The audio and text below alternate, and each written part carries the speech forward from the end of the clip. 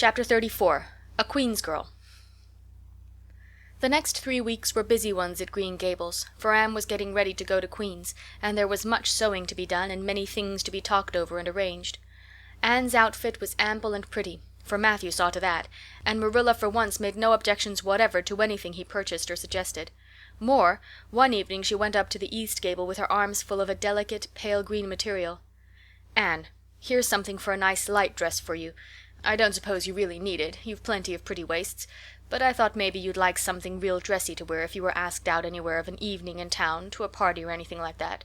I hear that Jane and Ruby and Josie have got evening dresses, as they call them, and I don't mean you shall be behind them. I got Mrs. Allan to help me pick it in town last week, and we'll get Emily Gillis to make it for you. Emily has got taste, and her fits aren't to be equaled." "Oh, Marilla, it's just lovely," said Anne. "Thank you so much. I don't believe you ought to be so kind to me. It's making it harder every day for me to go away." The green dress was made up with as many tucks and frills and shirrings as Emily's taste permitted. Anne put it on one evening for Matthew's and Marilla's benefit, and recited the Maiden's Vow for them in the kitchen. As Marilla watched the bright, animated face and graceful motions, her thoughts went back to the evening Anne had arrived at Green Gables, and memory recalled a vivid picture of the odd, frightened child in her preposterous yellowish-brown wincey dress, the heartbreak looking out of her tearful eyes. Something in the memory brought tears to Marilla's own eyes. "I declare, my recitation has made you cry, Marilla," said Anne, gaily stooping over Marilla's chair to drop a butterfly kiss on that lady's cheek. "Now I call that a positive triumph." "No, I wasn't crying over your piece," said Marilla, who would have scorned to be betrayed into such weakness by any poetry stuff. "I just couldn't help thinking of the little girl you used to be, Anne. And I was wishing you could have stayed a little girl, even with all your queer ways. You've grown up now, and you're going away, and you look so tall and stylish and so different altogether in that dress, as if you didn't belong in Avonlea at all, and I just got lonesome thinking it all over." "Marilla." Anne sat down on Marilla's gingham lap, took Marilla's lined face between her hands, and looked gravely and tenderly into Marilla's eyes. "I'm not a bit changed, not really. I'm only just pruned down and branched out. The real me, back here, is just the same. It won't make a bit of difference where I go or how much I change outwardly. At heart I shall always be your little Anne, who will love you and Matthew and dear Green Gables more and better every day of her life." Anne laid her fresh young cheek against Marilla's faded one, and reached out a hand to pat Matthew's shoulder. Marilla would have given much just then to have possessed Anne's power of putting her feelings into words, but nature and habit had willed it otherwise, and she could only put her arms close about her girl and hold her tenderly to her heart, wishing that she need never let her go. Matthew, with a suspicious moisture in his eyes, got up and went out of doors. Under the stars of the blue summer night he walked agitatedly across the yard to the gate under the poplars. "Well now, I guess she ain't been much spoiled," he muttered proudly. "I guess my putting my oar in occasional never did much harm after all. She's smart and pretty and loving too, which is better than all the rest. She's been a blessing to us, and there never was a luckier mistake than what Mrs. Spencer made, if it was luck. I don't believe it was any such thing. It was Providence, because the Almighty saw we needed her, I reckon." The day finally came when Anne must go to town. She and Matthew drove in one fine September morning, after a tearful parting with Diana and an untearful, practical one, on Marilla's side at least, with Marilla. But when Anne had gone, Diana dried her tears and went to a beach picnic at White Sands with some of her Carmody cousins, where she contrived to enjoy herself tolerably well, while Marilla plunged fiercely into unnecessary work and kept at it all day long with the bitterest kind of heartache, the ache that burns and gnaws and cannot wash itself away in ready tears.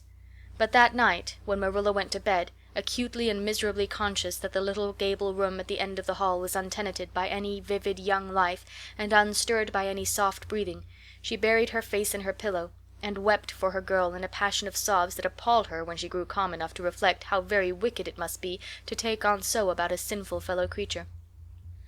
Anne and the rest of the Avonlea scholars reached town just in time to hurry off to the academy. That first day passed pleasantly enough in a whirl of excitement, meeting all the new students, learning to know the professors by sight, and being assorted and organized into classes. Anne intended taking up the second-year work, being advised to do so by Miss Stacy. Gilbert Blythe elected to do the same. This meant getting a first-class teacher's license in 1 year instead of 2, if they were successful. But it also meant much more and harder work. Jane, Ruby, Josie, Charlie, and Moody Spurgeon, not being troubled with the stirrings of ambition, were content to take up the second-class work. Anne was conscious of a pang of loneliness when she found herself in a room with 50 other students, not one of whom she knew, except the tall, brown-haired boy across the room, and knowing him in the fashion she did not help her much, as she reflected pessimistically. Yet she was undeniably glad that they were in the same class. The old rivalry could still be carried on, and Anne would hardly have known what to do if it had been lacking. "I wouldn't feel comfortable without it," she thought. "Gilbert looks awfully determined. I suppose he's making up his mind here and now to win the medal. What a splendid chin he has. I never noticed it before. I do wish Jane and Ruby had gone in for first class too. I suppose I won't feel so much like a cat in a strange garret when I get acquainted, though. I wonder which of the girls here are going to be my friends. It's really an interesting speculation. Of course, I promised Diana that no Queen's girl, no matter how much I liked her, should ever be as dear to me as she is, but I've lots of second-best affections to bestow. I like the look of that girl with the brown eyes and the crimson waist. She looks vivid and red-rosy. There's that pale, fair one gazing out of the window. She has lovely hair, and looks as if she knew a thing or two about dreams. I'd like to know them both. Know them well enough to walk with my arm about their waists and call them nicknames. But just now I don't know them, and they don't know me, and probably don't want to know me particularly. Oh, it's lonesome." It was lonesomer still when Anne found herself alone in her hall bedroom that night at twilight. She was not to board with the other girls, who all had relatives in town to take pity on them. Miss Josephine Barry would have liked to board her, but Beechwood was so far from the academy that it was out of the question. So Miss Barry hunted up a boarding-house, assuring Matthew and Marilla that it was the very place for Anne. "The lady who keeps it is a reduced gentlewoman," explained Miss Barry. "Her husband was a British officer, and she is very careful what sort of boarders she takes. Anne will not meet with any objectionable persons under her roof.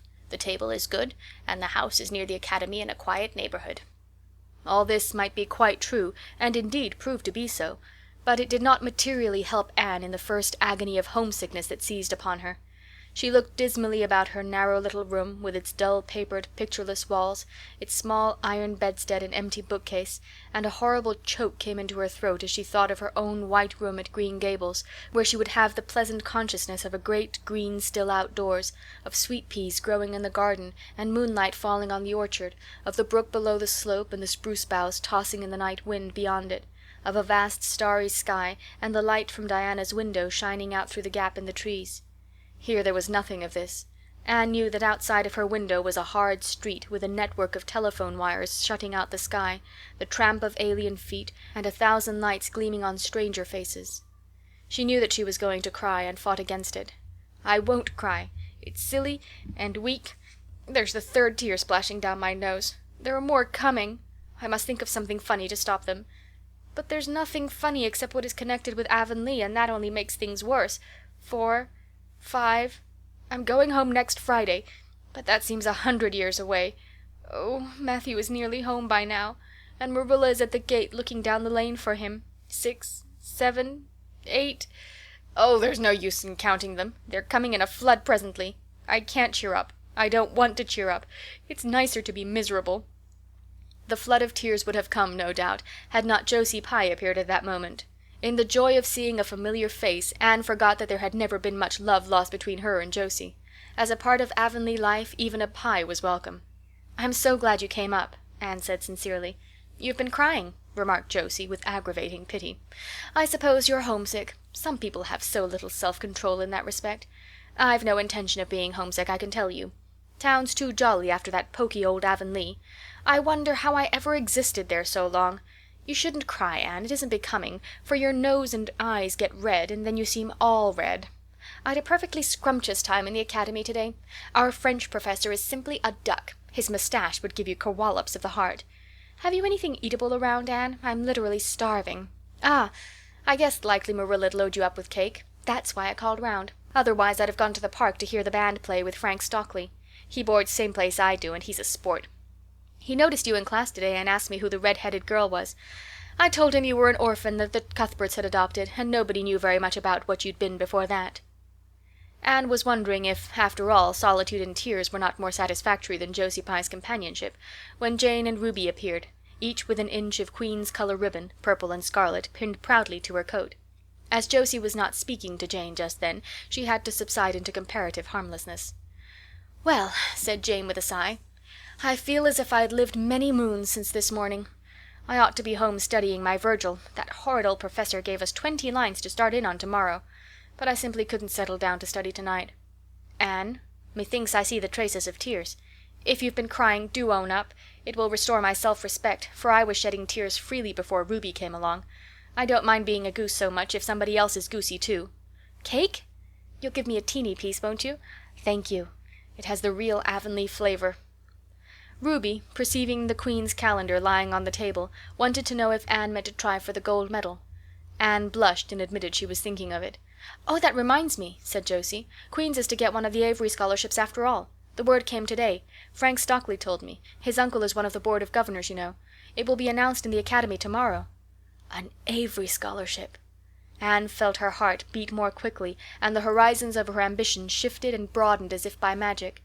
Before Josie had told the news, Anne's highest pinnacle of aspiration had been a teacher's provincial license, first class, at the end of the year, and perhaps the medal.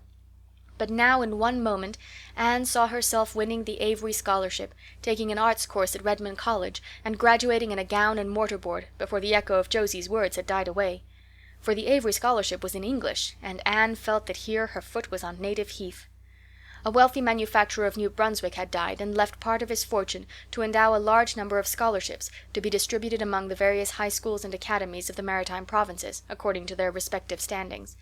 There had been much doubt whether one would be allotted to Queen's, but the matter was settled at last, and at the end of the year the graduate who made the highest mark in English and English literature would win the scholarship. $250 a year for 4 years at Redmond College. No wonder that Anne went to bed that night with tingling cheeks. "I'll win that scholarship if hard work can do it," she resolved. "Wouldn't Matthew be proud if I got to be a B.A.? Oh, it's delightful to have ambitions. I'm so glad I have such a lot. And there never seems to be any end to them. That's the best of it. Just as soon as you attained one ambition you see another one glittering higher up still. It does make life so interesting."